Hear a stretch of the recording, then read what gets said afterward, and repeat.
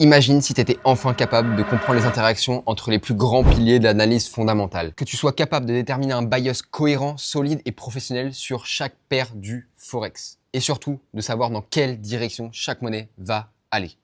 Est-ce que tu penses que ça aiderait à ta rentabilité? Mais surtout, est-ce que ça t'éviterait de rentrer dans des trades qui ne font pas sens, qui partent dans le mauvais sens et surtout où tu n'as aucune réelle conviction dedans? Si la réponse est oui, c'est super simple, cette vidéo va être remplie de valeur pour toi. Parce qu'aujourd'hui, je vais te montrer les 4 réels piliers de l'analyse fondamentale. Ce sont les 4 piliers que chaque trader professionnel qui font de l'analyse fondamentale utilise tous les jours, chaque semaine pour déterminer leur bias sur une monnaie. C'est super simple, on va aller du plus connu au plus sous-estimé et je te jure que même le dernier, les traders fondamentaux que tu connais sûrement, le sous-estiment à chaque fois et on en parle très rarement sur YouTube.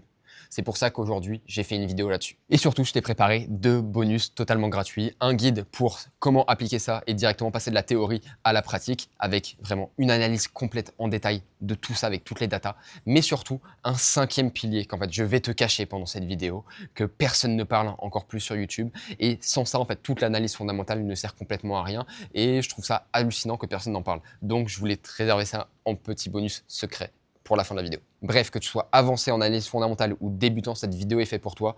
Donc les gars, on est parti, let's go. Les 4 piliers de l'analyse fondamentale. Si vous voulez être capable de déterminer un bias sur le Forex grâce à l'analyse fondamentale, vous devez comprendre comment ces 4 piliers interagissent ensemble. Et c'est exactement ce qu'on va voir aujourd'hui. On va voir monetary policy, on va voir l'inflation, on va voir growth data et les market sentiment. Ok? On commence directement avec la politique monétaire, car tu ne peux pas déterminer ton bias sans comprendre la direction que prennent les banques centrales. Parce qu'elles contrôlent le coût, donc la valeur de l'argent, et donc elles contrôlent le Forex en fait. Alors, quels sont les différents types de chemins qu'une banque centrale peut emprunter? En fait, il en existe 3 types de politique monétaire que vous devez connaître. La première étant la politique monétaire restrictive, d'accord? Donc hawkish. L'objectif est de freiner l'économie en rendant l'argent plus compliqué à obtenir, donc pour les business et les particuliers. Ils font ça quand la banque centrale estime que l'économie va trop vite, que l'inflation monte trop fort ou que les bulles spéculatives se forment. Elle va donc chercher à ralentir l'économie pour éviter qu'elle n'explose en fait. Pour faire ça, ils ont à leur disposition plusieurs outils, dont la hausse des taux d'intérêt ou du quantitative tightening. Quantitative tightening, c'est la réduction de liquidité sur le marché par la vente d'un actif. On peut l'anticiper grâce au discours des banques centrales, car la communication sera bien plus ferme. Par exemple, ils vont nous dire « nous ferons ce qu'il faut », entre guillemets, pour faire baisser l'inflation, d'accord? Ces commentaires et ces outils qu'ils vont utiliser vont avoir une conséquence sur la devise, donc une hausse de la devise, d'accord? Par exemple, en 2022 et en 2023, on a la Fed qui a augmenté ses taux d'intérêt à 5,5% pour justement casser l'inflation. Maintenant, la deuxième politique monétaire que vous devez connaître, c'est la politique monétaire accommodante, donc dovish, on l'appelle. L'objectif est de stimuler l'économie et de soutenir l'emploi. Cette politique est utilisée en période de récession, de crise ou lorsque l'inflation est trop faible. La Banque centrale cherche alors à faciliter l'accès au crédit, donc à l'argent, d'accord, afin de relancer la croissance économique. Ils ont à leur disposition, encore une fois, des outils comme la baisse de taux d'intérêt ou du quantitative easing cette fois-ci. En fait, là, c'est l'achat massif d'actifs pour augmenter la liquidité sur le marché. On peut aussi l'anticiper grâce au discours des banques centrales. Elles vont adapter cette fois-ci généralement une communication rassurante. Ok? Par exemple, elles vont dire « nous resterons accommodants aussi longtemps que nécessaire, ok, pour relancer donc l'emploi et l'économie. La conséquence sur la devise est évidente, c'est une baisse de la devise directement. Par exemple, on a la Fed en ce moment qui est dovish, d'accord, qui est en train de baisser ses taux d'intérêt. Donc là, c'est typiquement une politique monétaire dovish. Maintenant, la troisième et dernière politique monétaire que vous devez connaître, c'est la politique monétaire qui est neutre, donc neutral. L'objectif est la stabilité de l'économie et celle de l'emploi, d'accord. C'est l'équilibre idéal pour les banques centrales, évidemment. L'économie tourne bien, l'inflation est maîtrisée, pas besoin de stimuler ou de freiner. Donc, les banques centrales ne touchent pas au taux ou très lentement. L'impact sur la devise est du coup non, il y en a complètement aucune. Comme vous avez compris, pendant une politique monétaire qui est neutre, on va devoir aller regarder d'autres datas justement pour se créer un bias sur une monnaie. Mais bien sûr, on va le voir juste après dans les piliers qui arrivent. Ce que tu dois absolument comprendre avant de faire ton bias sur une monnaie, c'est que le marché n'attend pas que la banque centrale agisse pour réagir. Ok? Si vous attendez l'annonce officielle en fait lors du meeting du FOMC ou de n'importe quelle autre banque centrale, vous êtes déjà en retard par rapport au marché. Il faut que vous compreniez que le marché, il anticipe tout, d'accord? Il est toujours en avance. Il réagit à ce que la banque centrale va faire, mais encore plus à ce qu'elle pourrait faire selon le contexte actuel, la data ou le ton des discours, d'accord? C'est pourquoi les conférences de presse, les discours des membres des banques centrales ou même le choix de certains mots dans leurs communiqués ont souvent plus d'impact immédiat que la décision en elle-même. Et ça, c'est vraiment quelque chose que vous devez comprendre lorsque vous analysez le fondamental. C'est évidemment à ce moment-là que se créent les meilleures opportunités sur le marché, mais aussi les plus gros pièges. Si vous comprenez donc la narrative dominante en fait sur le marché, forcément, vous allez avoir un avantage sur le marché, vous allez en avance, donc un edge par rapport aux autres. Et c'est là qu'on fait de l'argent. On va prendre un vrai exemple. On a eu le dernier discours de Powell qui était dovish, d'accord? Donc normalement, baissier pour le dollar, vous allez me dire. Enfin, c'est ce que tout le monde a pensé. Mais ce que tout le monde a oublié, en fait, c'est que le cut de septembre était déjà price-in à plus de 85%. Donc la baisse de taux d'intérêt était déjà intégrée au prix du dollar. Donc inutile de shorter le dollar à ce moment-là. Ce qui est important de regarder maintenant, c'est l'évolution de l'emploi, parce que c'est là-dessus que Powell est focus, d'accord? Et d'ailleurs, Powell, c'est le président de la Fed, si vous ne saviez pas. Et d'ailleurs, on peut regarder à aujourd'hui, le pourcentage pour un cut est de 95% et pour un hold est de 5%.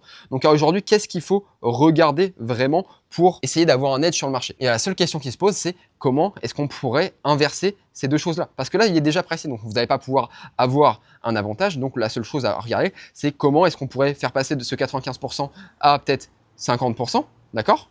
Le dollar prendrait du coup énormément de valeur si on redescendait et on serait beaucoup plus hawkish. Qu'est-ce qui pourrait faire ça? Par exemple, les CPI qui arrivent cette semaine pourraient être un très bon vecteur pour faire ralentir ce côté dovish de Powell. Le troisième pilier est bien évidemment l'inflation. L'inflation, si vous ne savez pas, c'est le prix des biens qui augmente au fur et à mesure des années, donc la baisse en fait de la valeur de votre argent. J'ai envie de m'acheter une Porsche très bientôt, du coup on va prendre ce petit exemple-là. On va dire qu'une Porsche neuve en 2022, ça coûtait 135 000 $. Aujourd'hui, une Porsche neuve, on va dire que ça coûte 145 000 $ en 2025. Donc, par rapport à 2022, le prix de la Porsche a pris 10 000 $, d'accord? Donc, plus 7% en 3 ans. Donc, est-ce que c'est le prix de la Porsche qui a augmenté ou est-ce que c'est la valeur de l'argent qui a baissé? Et bien, c'est mon argent qui a perdu 7% de sa valeur en 3 ans. Et nous, ça nous intéresse énormément parce que c'est très important en tant que trader, car les banques centrales se basent sur la data pour prendre les décisions, d'accord? Et l'inflation, c'est le déclencheur principal des banques centrales. C'est la data primordiale. Donc, si tu veux anticiper une hausse de taux, un cut, un pivot dovish, tu dois d'abord lire l'inflation, bien évidemment. Et attention, on ne parle pas ici juste du CPI, du core CPI ou ces grosses data clés de l'inflation, d'accord? Ce qui compte, c'est le rapport entre la réalité et les attentes. Tu dois apprendre à penser en termes de décalage entre le pricing et les anticipations grâce à d'autres data qui nous permettent de l'anticiper. Tu dois réfléchir à la surprise économique et surtout à la réaction probable de la banque centrale par rapport à ces data d'anticipation. Si malheureusement tu ne comprends pas ce qui fait bouger les taux d'intérêt, tu pourras jamais deviner les prochains mouvements sur le Forex. D'accord? Donc l'anticipation et comprendre comment les taux bougent, c'est primordial en analyse fondamentale dans un contexte comme ça. Passons directement au troisième pilier qui est rien d'autre que la croissance. Je le divise en deux, la croissance économique et la croissance de l'emploi. C'est super important de diviser les deux. La croissance, c'est le corps du marché, c'est vraiment ce qui fait bouger le marché intrinsèquement. Elle te dit si les entreprises peuvent continuer à croître, d'accord? Si les ménages peuvent continuer à consommer, si les taux peuvent rester élevés en fait, d'accord? Ou non. Donc forcément, ça a un impact sur les banques centrales. Car l'objectif de la banque centrale, c'est que la croissance continue, d'accord? Et que l'emploi se porte bien. Ces datas-là sont donc indispensables à suivre pour essayer d'anticiper les taux de la banque centrale, les réactions et les politiques monétaires. Franchement, j'espère vraiment que tu commences à comprendre comment ça fonctionne un petit peu les anticipations et comment les piliers interagissent ensemble parce que c'est super important. On essaie vraiment de jouer un jeu de domino, on essaie vraiment de revenir à la première anticipation pour pouvoir anticiper toutes les autres data. Okay, donc c'est super important et j'espère vraiment que tu commences à comprendre pour essayer d'anticiper la faiblesse ou la puissance d'une monnaie quelconque. Et j'espère vraiment que tu te rends compte de l'importance de l'analyse fondamentale et de comprendre que le prix bouge pour une raison, et d'accord, et pas juste parce que tu as deux trendlines sur ton graphique. C'est super important et ça va te rajouter de la conviction dans ta stratégie, dans ton analyse et du coup ça va forcément améliorer ta psychologie parce que tu auras confiance dans ta stratégie parce que tu vas vraiment savoir pourquoi le prix aujourd'hui est monté ou le prix aujourd'hui a baissé. Tout simplement. Parce que si tu sais pas et tu penses que c'est juste parce qu'il y a une cassure de trendline, eh ben, laisse-moi te dire que tu vas vite être très déçu, tu vas vite douter de ta stratégie et tu vas vite partir en étant trader perdant comme 95% des mecs. Okay, donc si tu veux vraiment changer ça, mets-toi un vrai focus sur le fondamental. Bien sûr, c'est pas l'unique chose et c'est pas la chose la plus importante. Je suis pas un de ces mecs en ce moment sur YouTube qui dit le fondamental, c'est incroyable, il y a que ça. Non, ça c'est une nouvelle trend, d'accord, on est d'accord, il y a une nouvelle trend sur l'analyse fondamentale, mais c'est important, d'accord. Je vais être honnête avec toi, c'est super important. On va passer maintenant au quatrième pilier qui est super important, qui est le sentiment de marché. Le sentiment de marché, c'est l'émotion dominante des investisseurs. Est-ce qu'ils veulent prendre du risque? Est-ce qu'ils fuient le risque en ce moment? C'est l'humeur collective. Donc, est-ce qu'ils sont optimistes, stressés, euphoriques, paniqués? D'accord? On dit que le sentiment de marché, il drive les flux à court terme et parfois est même plus fort que les fondamentaux, les data. Il ne faut pas que tu oublies en fait que le marché est un marché émotionnel. D'accord? C'est drivé par des humains. Donc, forcément, l'émotion va être au cœur du marché. Les investisseurs ne réagissent pas à la réalité, mais à la perception de cette réalité. D'accord? Par rapport à leurs propres attentes. Donc, ne trade jamais contre le sentiment de marché. Et tu vas me dire comment connaître le sentiment de marché, d'accord? Parce que c'est compliqué. C'est pas quelque chose qu'on peut savoir, etc. Comment on va connaître ça? Pour être honnête avec toi, le sentiment de marché, c'est plus quelque chose qu'on acquiert avec l'expérience, d'accord? D'être sur les marchés, de faire de l'analyse fondamentale.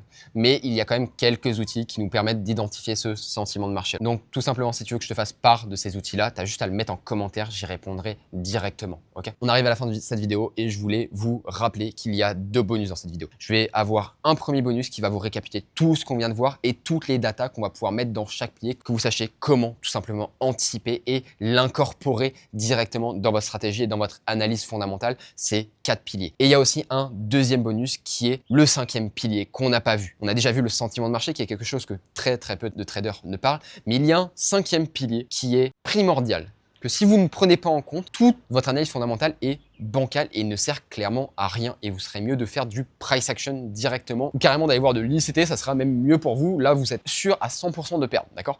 Mais si vous voulez du coup avoir accès à ces 2 bonus là, vous allez juste avoir à aller dans la description, d'accord? Tout simplement, vous cliquez pour rejoindre mon Discord et ça sera posté directement sur mon Discord. Si vous n'avez pas Discord ou vous voulez pas aller sur le Discord, ce que je comprends totalement, vous pouvez juste aller me DM sur Instagram et d'ailleurs, je partage tous mes trades que je prends, toute ma vie, etc. et plein de tips régulièrement. Je vais commencer vraiment à me mettre très sérieusement sur Instagram pour vous partager de plus en plus de choses.